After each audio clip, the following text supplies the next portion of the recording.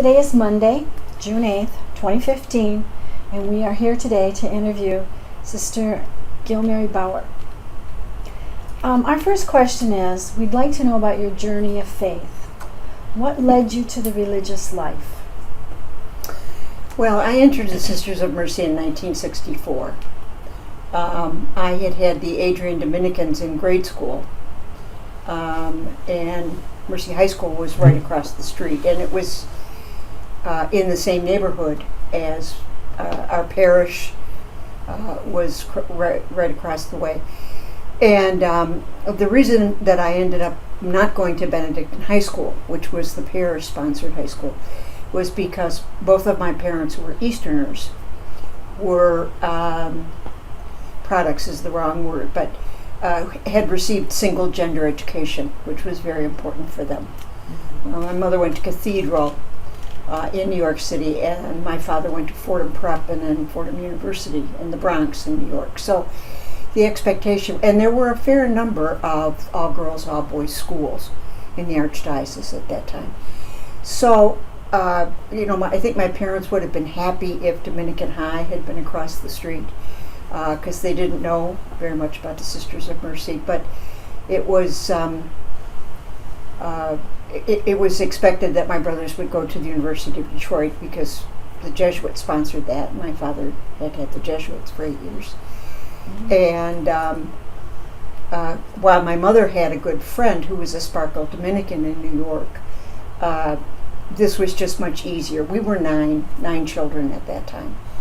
And, to have to think about, my father traveled a great deal, so having to think about buses and getting to the other side of town. Immaculata was down the road, but it was just easier.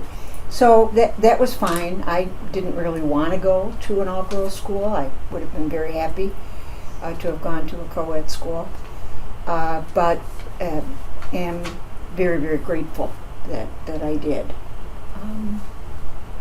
If you'd like, I can say something about, it's interesting. The Dominicans were across the street. It was a very large convent. There were probably close to 30 sisters who staffed the parish grade school and Benedictine High School and Mercy High School. There were probably 25 or so, maybe more sisters on the campus there. And there was, until after the Second Vatican Council, when Cardinal Dearden called a synod for the Archdiocese of Detroit. While the Mercies and the Dominicans were neighbors geographically, they had never really spent any time together at all. There was a great deal of separation among the religious congregations, which is a bit ironic because if you look at their rules and constitutions at the time, they were fairly generic for apostolic congregations like the Sisters of Mercy or the Dominicans. I love them both. To this day, I can't tell you. I didn't flip a coin, but I could have been happy, I'm convinced, either becoming an Adrian or becoming a Sister of Mercy, but that was where I ended up. Was that because of going to Mercy High? Well, it was not uncommon in those days at all-girls schools. Certainly, I'm sure it was true for the boys' school too. That they tended to be sources of religious vocations for the congregation. So it was not surprising that those schools, high schools in particular, had large numbers of young, attractive, engaged members who were more and much more than simply faculty persons. And so we really loved the sisters. I, quite frankly, laugh at Catholic school horror stories. My years of Catholic education were extraordinarily rich and very, very helpful. 64 was right around the time that the Second Vatican Council was coming to a close.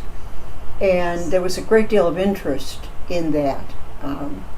This major shift away from what had been essentially a segregated world and a segregated worldview between Catholics and Protestants for a number of different reasons, to opening oneself up to the world. And it was also the early 60s, and none of us were exempt from what was happening in the culture. the significant call to be persons for the world. I mean, President Kennedy's creation of the Peace Corps, his inaugural address really resonated in all of us.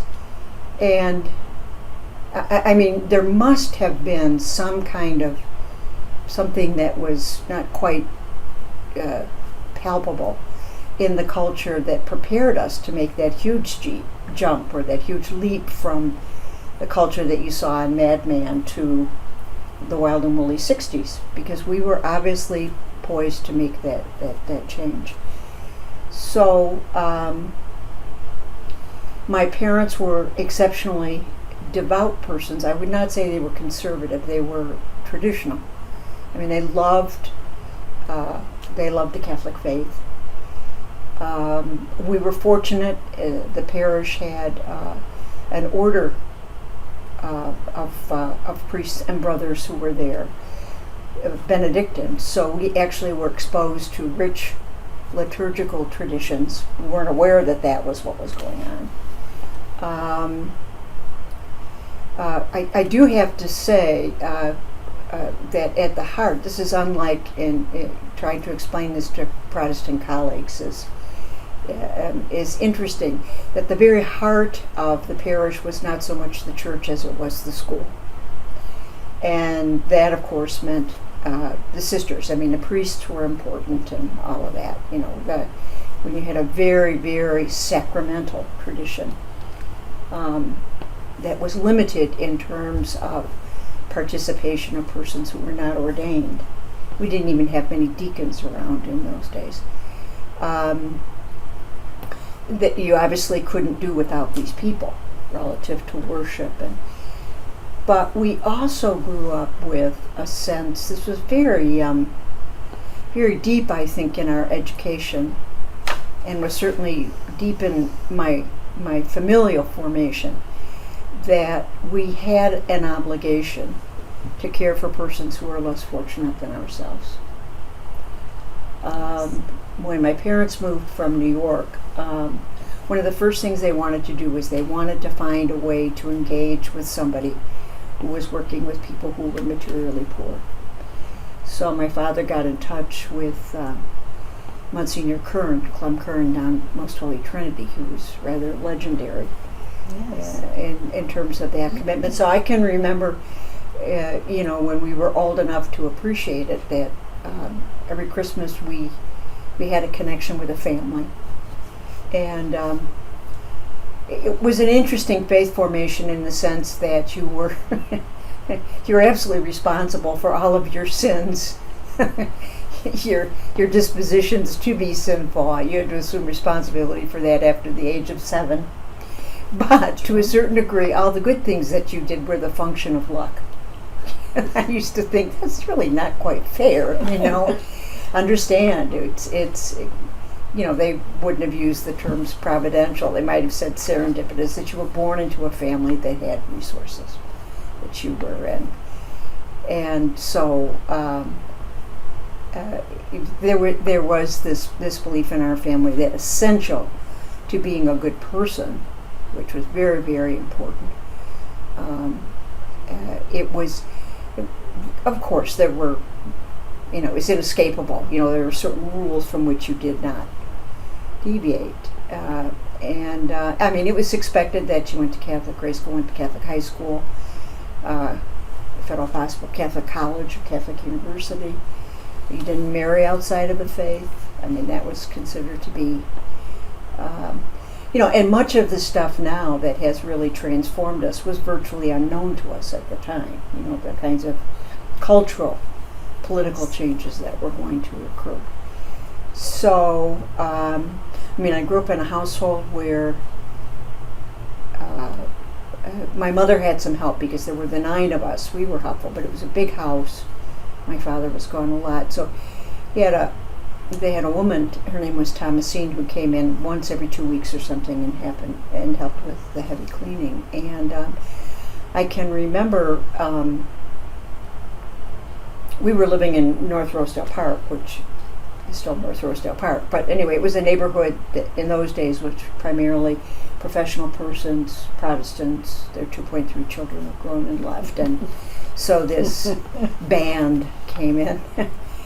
But I mean, I'm the first year of the baby boomers, so housing at that point was absolutely essential. And so I can remember there was a time that, and it was expected that we made Thomasine lunch. We had lunch with Thomasine when she came, and so she called my mother and she said she was not going to be able to make it because her daughter had been called for jury duty, and so she was sorry to disappoint my mother, but my mother knew she needed the resources, so she said, why don't you bring your grandkids along and my kids will look after them. So she was African American, and so we had a big backyard, but everybody played in the front, and I can remember even more than continuing to have children. I can remember, ladies saying, okay, have more children, that sort of thing, but I can remember the neighbors were not pleased that there were African American children running around in the front yard, not just in the backyard. So, it was the only time I ever saw my mother really, really furious. She called my father, who was traveling, and so, those kinds of experiences, I think, make a huge difference in terms of how you look at the world. Okay. I'm going to change a little. What did you study as you were going through your training? You mean my college degree or Yeah. formation? Yeah. Well, it was expected that we would formally study theology and philosophy.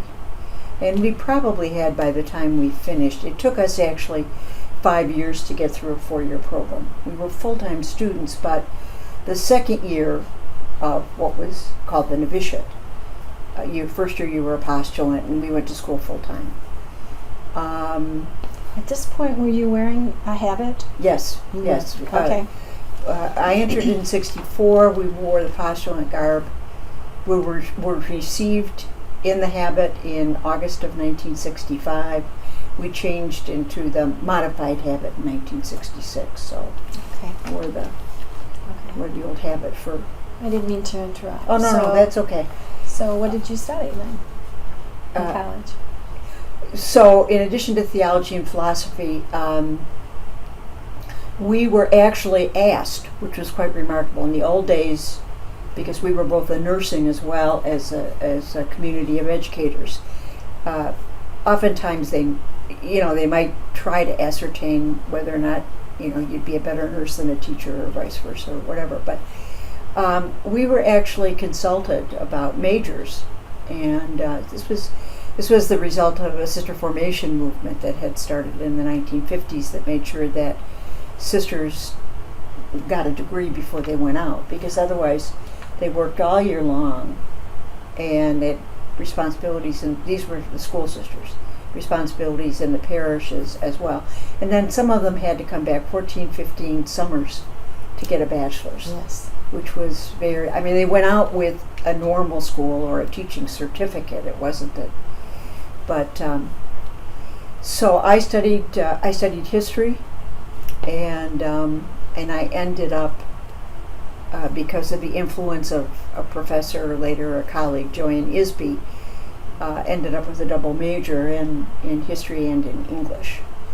And I was grateful for that because there was a strand of history that suggested that if you really wanted to understand a people, you needed to look at their art. You needed to look at their literature, their music, and Mercy College of Detroit in those days was intentionally and intensely committed to a liberal arts and sciences education for all of their students. Okay. What was your role at Mercy College? I was a student, and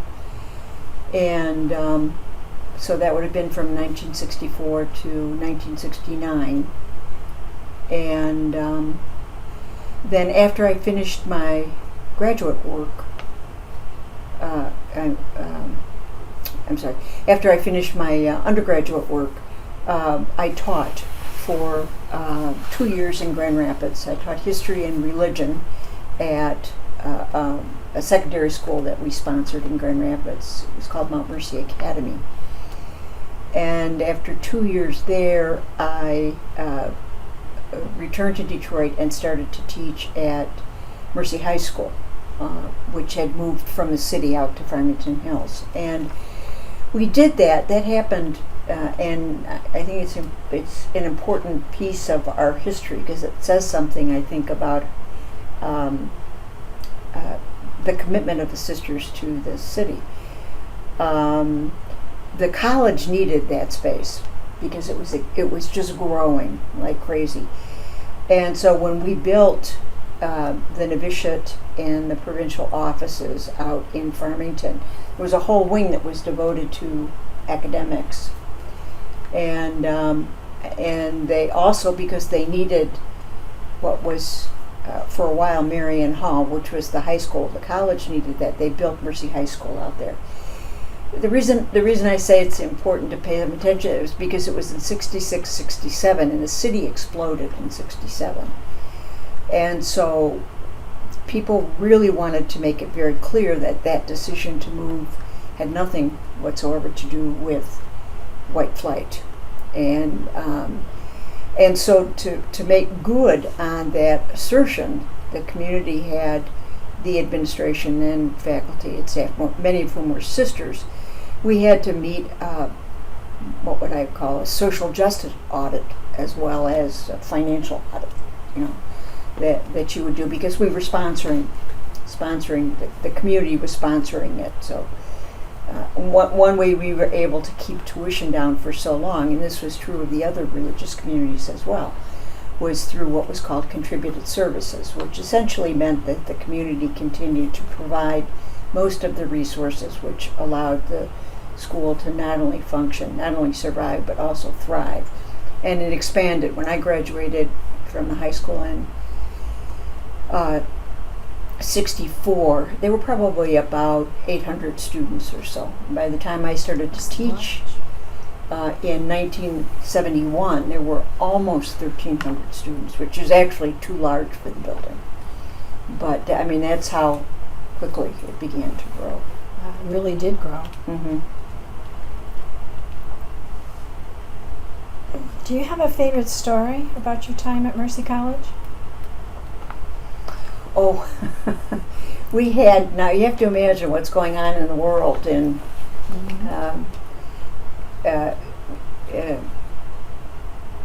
Tom Hayden, started the SDS, which was the Students for Democratic Society, which was considered an extraordinarily radical group. He went on with Jane Fonda to form the Indochina Peace Campaign or whatever. But we had student government at the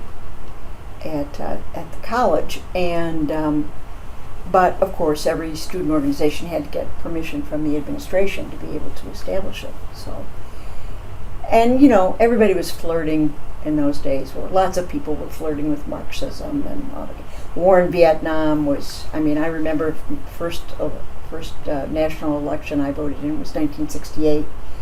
So the war was a huge issue. We had a classmate whose brother had almost been killed in Vietnam, and so it was. Hippie era was moving in.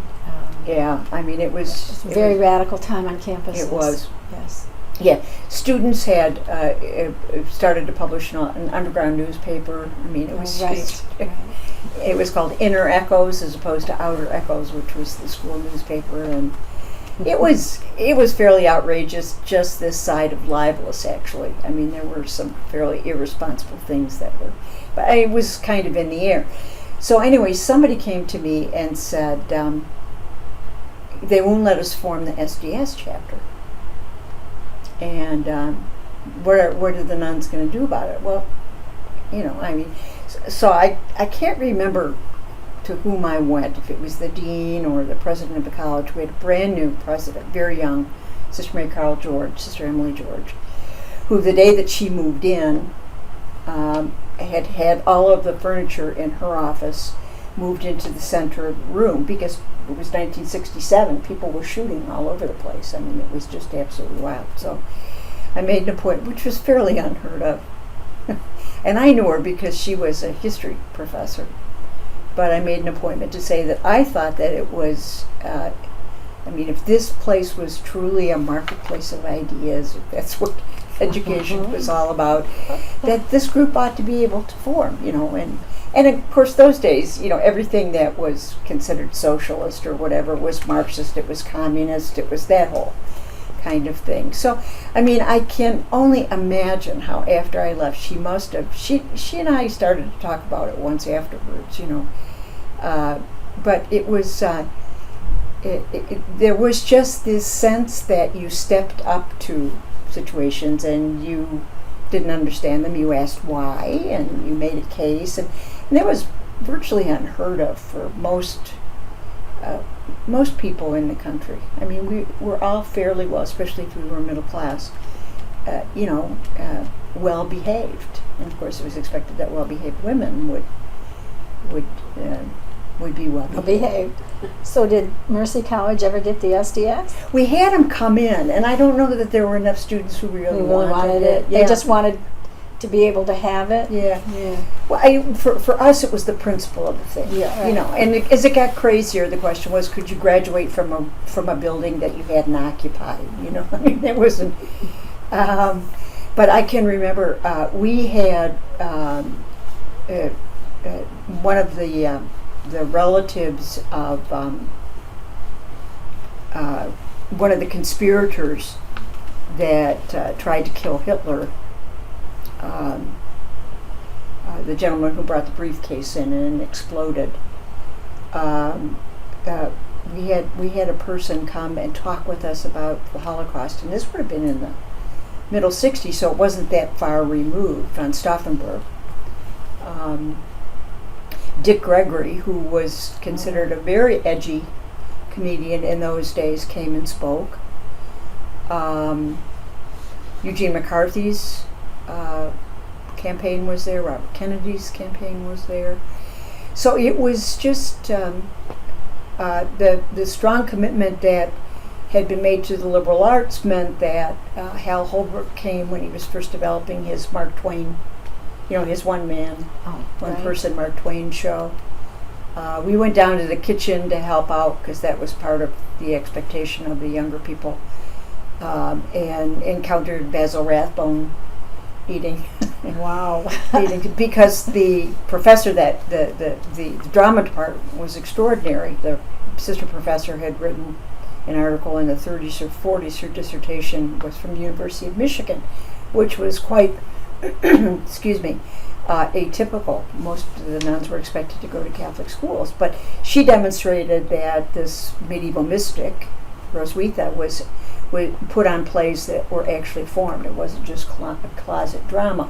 So she knew these people. It was really quite extraordinary. There was an abundance of riches that we were not even aware of at the time, either in terms of the extent or the depth of the opportunities that were provided for all of the students there. And that was when the college wasn't looking for students. The president at that time, Sister Mary Lucille Middleton, she actually started a pre-college program for kids from the city, public school kids from the city, who probably would not have been able to get into college without that kind of preparation. So it was these were kids who went to Redford or any of the public schools around here. So I say all of those things simply because that's it ends up moving from being the air that you breathe to being part of your DNA. Okay. As far as I understand, as a Sister of Mercy, you never really taught at the college?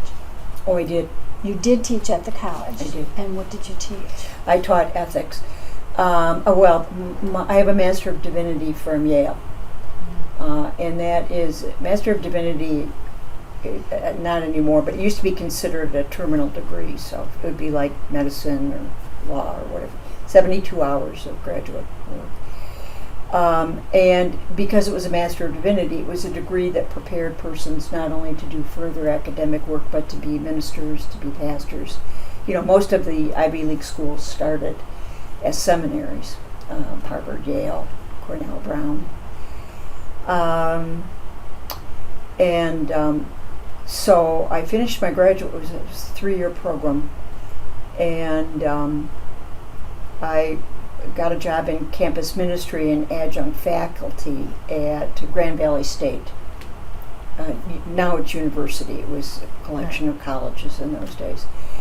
One of the things, Sister Margaret Farley was one of my professors. Henry Nowen was a professor. It was a very exciting time. And actually, before I went to Yale, when I was still teaching at Mercy High School, I went a year to the University of Detroit Law School because I was very, very interested in doing urban law, and UD had a good program. So I started in 1973 and only lasted a year. Women were only 10% of the student body at the time. It was exceptionally and publicly, patently misogynist. There were wonderful faculty there, don't get me wrong, but it was my first real experience with sexism, because that had not been my experience growing up. It had not been my experience in Catholic schools. Certainly was not my experience in the congregation where women could administer institutions, institutions of higher learning, healthcare, whatever. So it was a shock to me, but it was a good one because it made me realize how much I really didn't understand about racism. Up until that time, I think I thought that I did. And we had started a program with a group called, this was at Mercy High School, called United Neighbors. And it was the pay it forward concept where people, received some services and support, and the expectation was that they would do the same. It was a grassroots group, and this would have been 72. So that was only 5 years after the city had exploded in '67, which was horrible. I mean, it was unbelievable to see what was happening, because it was a city that was already short on housing, rental housing. We had no mass transportation. We still don't have a great deal of it. Yeah, we don't. And to watch people, the police brutality and police corruption was just absolutely horrible in those days. So since we were working with United Neighbors, that was when I thought that I would want to go on. And so I did a year of law. I'm glad that I did. And then finished my, that was when I was still teaching. I was a part-time student, but that was 11 hours at night. Well, getting back to Mercy College, what impact do you feel you had on the students that you taught, or just on the students there, whether you taught them or not? Well, just to clarify, I ended back up at Mercy College in 1985. I had finished my studies in '78, and then I did 2 years at Grand Valley State in campus ministry, and then I went for a year to Argentina. We have sisters in Argentina. They've been in Argentina since 1856. We consider it Detroit our oldest foundation. They were founded right from Bagot Street. And I went for a year and I stayed 4. And when I came back, I'd been invited to come back to discern whether or not I was going to stay on, because the original intent was to only stay a year. It was during that time, even though I was there, I was coming back for our union chapter. The union had 9 provinces. So we had to deal with issues of political ministry. Agnes Mary had accepted the position as director of the Department of Social Services. We had some other sisters who were working as state legislatures. We had done, as a pastoral project, a study of tubal ligations. And that work was done not with the intent of transforming church teaching, but to get some clarity about why in one diocese you had to go through this process to be able to get one, because it was really quite dangerous for women to have to be transferred from one institution to another because they couldn't do it too well. Or they did do them, but on a very limited kind of basis. So we had political ministry to the legation. Sister Teresa Kane had said hello to Pope John Paul II when he came. That created quite a stir. So a lot of that was going on. So when I came back to discern about whether or not I would stay in Argentina, there were a number of familial factors that meant that I didn't go back. But that just radically transformed my life, because we lived with super poor people. I was the only non-Argentine, so at the time, for which I'm grateful, because you had to, learn about the culture and adjust to it. It was a scary time. That was when the military dictatorship was still in power. They left in 83, so 2 of the years that I was there were under the military dictatorship, where people disappeared. So when I came back, I thought I wasn't planning on staying. As I said, a number of things happened. So they were looking for someone who had a background in theology and religious studies at the college. So I took that position and then stayed on until I was there 7 years. So it was from 85 to 92. So you were there at the merger of the two colleges. Yeah.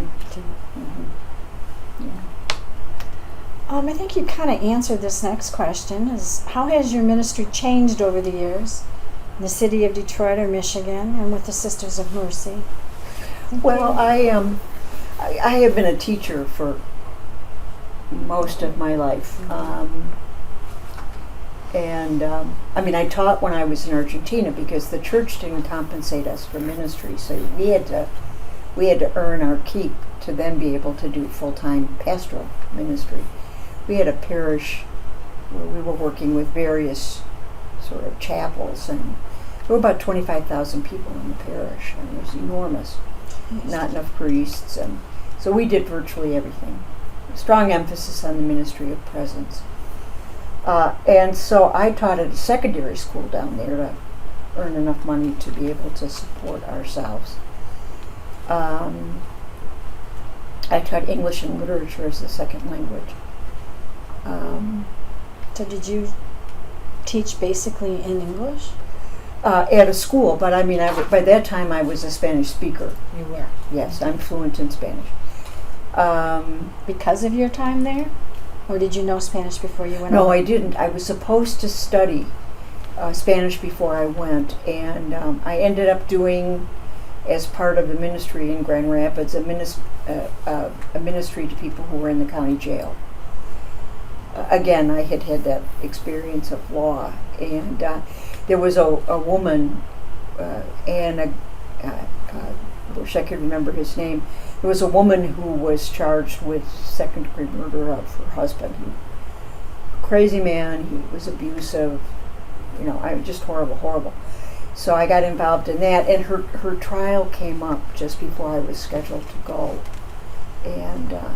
And also at that time, while I was doing the education, I had been appointed to the board of the Sisters of Mercy Health Corporation in 1979. So from 79 to 81, when I went to Argentina, I was on the corporate board there. Okay. So as I have a background in governance, but I've been a teacher most of my life. Okay. How do you feel you live out the mission of the Sisters of Mercy today?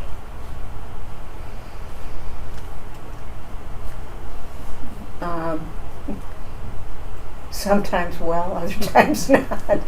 I do think that that Catherine McCauley. We are the largest English-speaking congregation in the world, and have never had a mother house, and that was. But anyway, I think the importance of two things. Our constitutions talk about direct service and a commitment to change structures. So I think both, at a personal level as well as at an institutional or a corporate level, we have a responsibility to be part of that transformation. And I feel that very strongly. That's a significant component, I believe, that in the social teaching of the Catholic Church. In the courses that I teach primarily folks who are preparing for professional careers in healthcare. And I've done a lot of work with ethics committees over time, and hospital and systems ethics committees. So, I mean, again, that's another opportunity to teach. So it's you have to be, it's not either or. I think, the decision to live in the city, to continue to support this institution because it's so very, very important to the life of the city. Not just to our students, but to their families. And, the impetus was to make sure when we first started talking about the consolidation, Marygrove was also invited, was to make sure that there would be accessible, and by that we meant reasonably priced to a certain degree, opportunities for folks in the city to be able to pursue higher education and or professional development. You may have answered it, but I want to bring it back around. What are you doing today? You're teaching ethics, right? Yes. And for the College of Health Professions? Yes, it's through, most of the students, but it's not limited to them because the Religious Studies Department and the Applied Ethics area, I mean, we have courses not only in healthcare ethics, but in business ethics, and that's in conjunction with the College of Business, too. Certainly, I wish I had more. I have students who are from the College of Liberal Arts and Education, and that's where the Religious Studies Department is housed. Right. So I've taught so I was here from 85 to 92. 2 years I spent in Toledo helping them develop a liberal arts general education program for a nursing school that was going from a diploma granting institution to a 2-year degree. They now grant 4 years of, they grant 4-year degrees as well. After that, I worked for 2 years at the Mercy Education Project, which is a literacy enrichment center that Sister Kenise and I worked together on. Mm-hmm. And then from 98 until 2008, I was in leadership for the congregation. 7 of those years I was a member of a leadership team, and 3 of those 10 years I was the president of the Regional Community of Detroit, which is now part of the West Midwest community. So during that time, even though the college was a private juridic person because of the structural arrangement that was created with the consolidation, the Jesuits, Mercy College had been a public juridic person sponsored by the Sisters of Mercy. U of D, on the other hand, had been a private juridic person, which was sponsored by the corporation, corporate officers, not exactly sponsored by the Jesuits in the same way. So during that time that I was in leadership, I had responsibility as a member of leadership team, and then as president. The president and then the provincial Jesuits met once a year with the trustees to talk about the mission. And at that time, too, we were going through the process of moving what had been the Sisters of Mercy sponsorship responsibilities from the Regional Community of Detroit to the Mercy Higher Ed Colloquium, or the Conference of Mercy Higher Education. Okay. As I had mentioned earlier, before we started, this wasn't part of the initial interview, but given the recent passing of Sister Kenise, is there a favorite story or a favorite memory that you can share with us? As I had Sister Kenise as a teacher when I was in high school, and she invited me when Mercy Education Project was started in '90. It was originally designed for working with girls, kids who, we don't like to use the term at risk, but these were kids whose families were living so far below the poverty level. I mean, it was just unbelievable. Almost all of them were public school kids. So from 90 to 96, and she, one thing about Kenise, when you look at the Mercy Education Project, when you look at Our Lady of Guadalupe Middle School, which was a school, unfortunately, we couldn't continue to support because it was so expensive. We and 3 other religious communities supported a middle school for girls in Detroit. Fabulous, fabulous program. It's exceptionally expensive because you have to essentially reconstitute infrastructures that simply are not there for lots of different reasons. But Kenise was on that planning committee. And then after she left the Mercy Education Project, she was teaching at East Catholic at the time that the Archdiocese was closing a large number of secondary schools. And I think because of her connection with the Our Lady of Guadalupe model, which looked very much like the Cristo Rey model, which had been developed by the Jesuits, but it was a high school, Kenise took it upon herself to decide that there had to continue to be a high school for kids in the city who otherwise would not get the kind of education necessary for them to succeed. She did it almost single-handedly. It was quite remarkable. And so Kenise had, which it's a gift I certainly do not have, she had the gift and the grace of startup in ministry.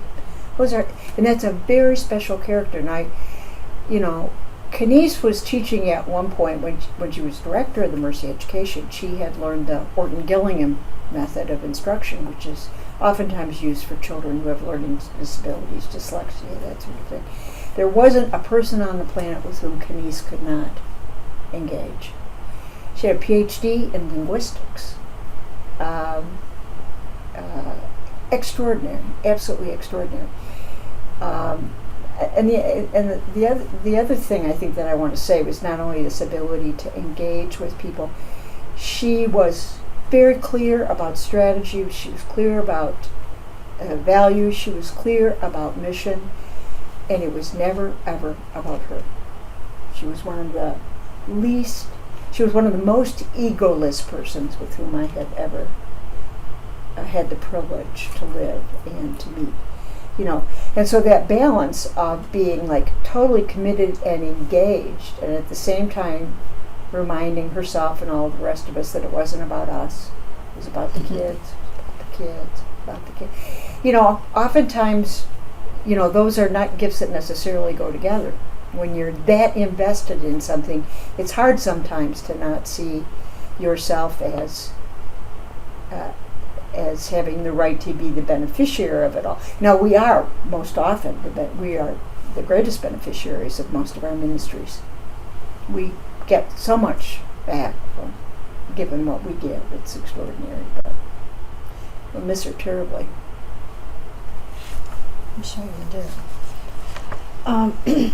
Now, do you have a favorite story or a favorite memory of Sister Agnes Mary Mansour? Yes, Agnes was on the she was on the faculty when I was an undergraduate, and she was not president of Mercy College of Detroit when I came back. So I knew her in the capacity of, I didn't have her for class. She was a fabulous, fabulous instructor. And then by the time I came back from Argentina, she was already in the position of becoming the director of the Department of Social Services. And she and I served together on the board of trustees of Sisters of Mercy Health Corporation, which was the first combined, the first system that we really had at a time when systems were being put together. And she was very good. I mean, she used to look out for me, because all the rest of the folks were hospital administrators and all of that, and I certainly did not have a lot of experience as it related to finance. So she and another one of our sisters, Sister Evangelise, always used to make sure that I didn't make a complete fool of myself at these meetings, like, put 3 zeros after everything. We were also delegates to that chapter that was very, very intense, the one looking at political ministry, at legations, and one of the things that I remember that was so remarkable about her was, again, when she developed the Poverty and Social Reform Institute. Again, this was a person who was prepared to do higher order science. She was a biologist, I don't know if she's a geneticist, but was able to put together structures that facilitated the growth and the well-being of individuals who, many of whom were functionally illiterate, or I don't want to say they suffered from functional illiteracy. So I always appreciated that. And you could agree to disagree with Agnes Mary. It was never easy. It was always challenging, and because she had a kind of a clarity that was quite extraordinary. Last question now. Is there anything we haven't discussed that you would like to tell us or expand upon? I'm glad you're doing this. I think it's very important.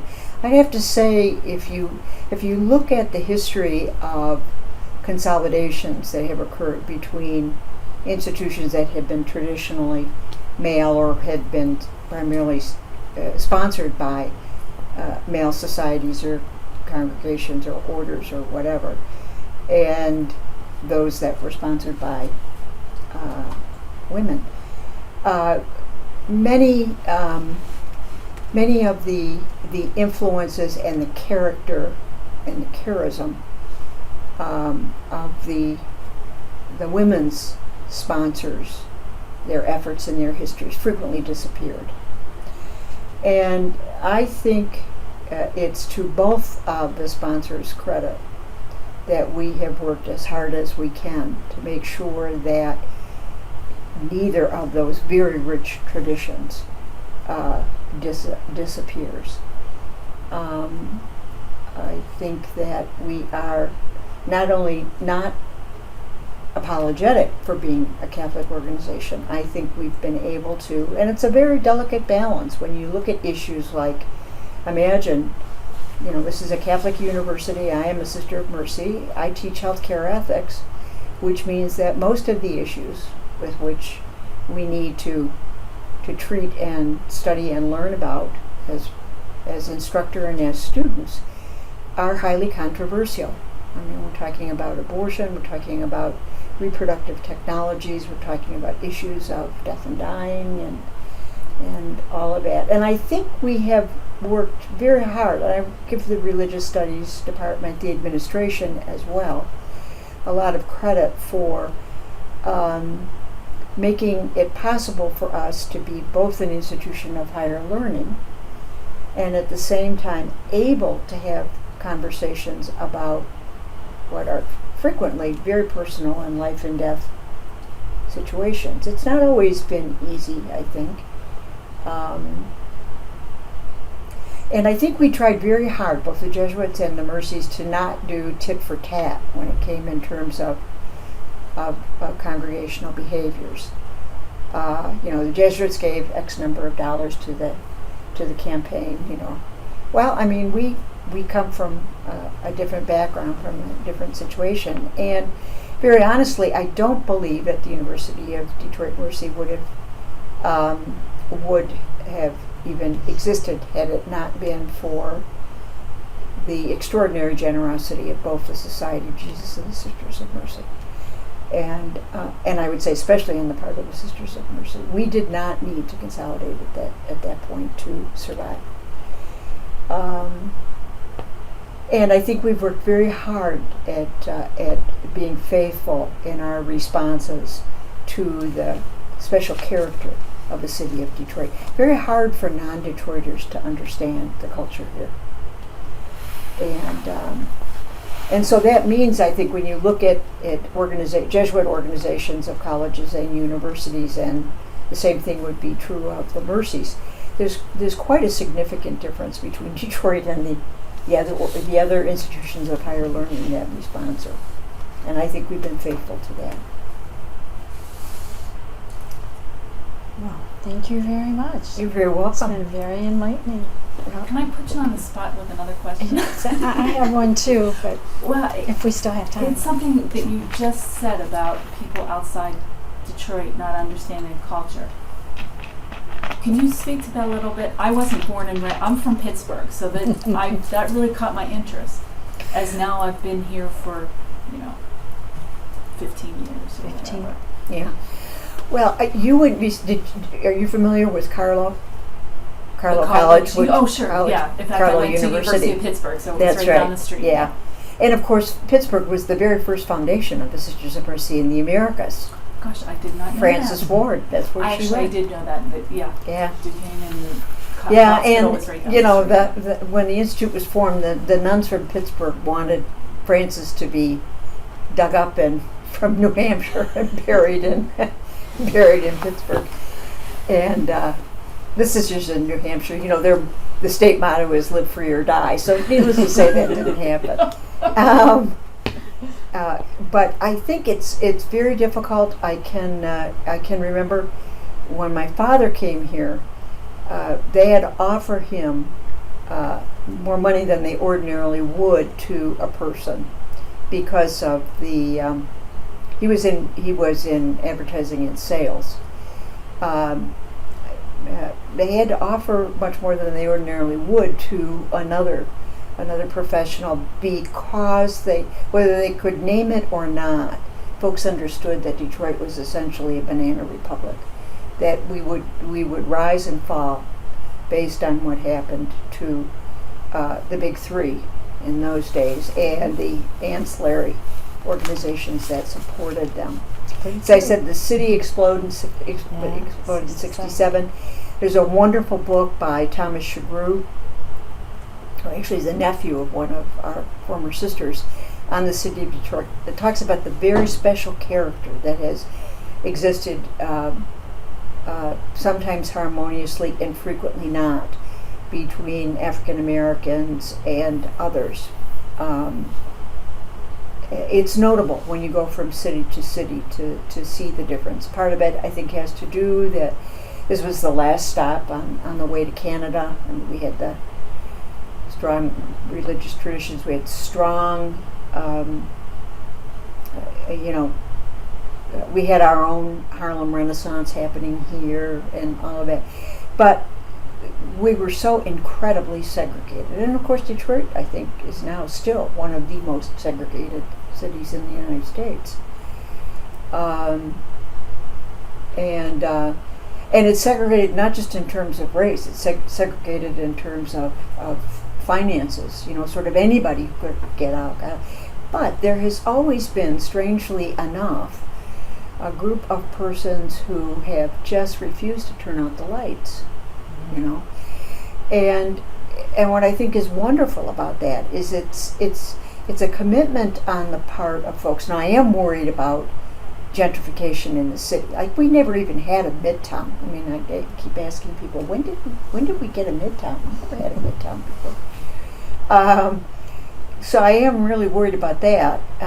And I'm also worried about it because we've had three major episodes in the history of the city where rental property was destroyed and never replaced. It was not just when the city burned in '67, it was when the Poletown plant was built over near Hamtramck. And, a lot of folks were forced to give way for the temporary and then the permanent casinos. And see, we don't have much multiple housing here. And people were proud to be able to say that it was a city of homes. Okay. So, I mean, one of the things that I really do worry about when we look at the economic upturn is, are the neighborhoods really going to benefit from this as well as corporations and the arts? And don't get me wrong, I want all of those things to be successful, but there is a special way in which we have to pay attention to that. So this small group, I think, and it's changed over time. I mean, Grace Lee Boggs, who is an incredible story. There has always been a group of sort of informally and sometimes formally trained black intellectuals in the city, in this area, that have helped us, sort of moved the agenda through. But it's been so difficult because of all of these other factors. Like I said, we have no mass system of transit. I mean, don't have a car, you can't go anywhere. We have wonderful cultural realities like, the Detroit Institute of Arts, which is extraordinary, a library system that was unparalleled. Orchestra Hall is one of the best concert venues in the world, and a first class. Baseball, hockey, football, you sort of name it. But again, it seems as though, and because of the expressway system, people could come in from outside, do what they wanted to do, get in their cars, and then just go away. Whereas the denizens, the people who actually lived there, I'd be surprised that there are not a lot of African American people who've never been to a baseball game, a Tigers game. They're priced right out of the market. Yeah, so I mean, it's been, but the folks who have stayed, and I think this is what's really so important. One of our sisters got one of the first housing groups started. It was Core City Neighborhoods. Sister Teresa Blackare, who was in leadership in Core City. She was a classmate of Agnes Mary's and Emily George. The commitment was to not just provide services, but to provide excellence in services. Nothing less would be adequate. Nothing less than excellent would be proper. And that's certainly part of a legacy that comes to us from our founder, Kethel McCauley, is that, you might have to make do, but if you have to make do, it's not going to affect the persons for whom the service has been rendered or offered. So does that speak to your question?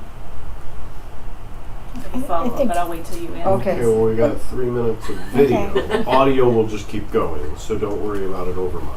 I think Detroiters have a lot of grit. Mm-hmm. I think we have a lot of grit. You're right. Nobody is shutting the lights off. People throughout the country have written us off, and somehow we're still here, and we're starting to boom a little bit, and people are starting to talk about Detroit might be a good place to invest after all. Mm-hmm. So I think it's the blue-collar grit that's seeing Detroit through. But Yeah, my question was, you mentioned this very briefly. It doesn't really have much to do with anything, but That's usually where I go. well, you were talking about one of the sisters who said hello to a pope, and that Oh, caused Sister it, Teresa Kane. and you said that caused a lot of problems. But what problems did it cause? Sister Teresa Kane was the president of Sisters of Mercy of the Union. And in 1979, Pope John Paul II came to the United States for his first visit. And that was not very long after he had been elected.